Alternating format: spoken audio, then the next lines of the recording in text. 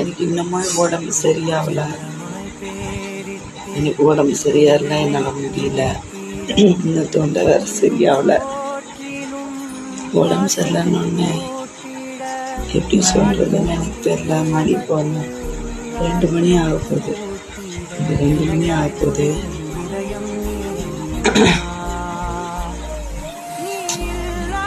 கூட யாரும் இல்லை அப்படின்னா அது ரொம்ப கஷ்டம்.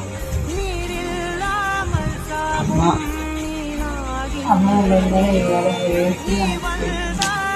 இருக்க போய் தான் நமக்கு எல்லாரும் டக்குன்னு கசாயம் வச்சு கொடுக்குறாங்க.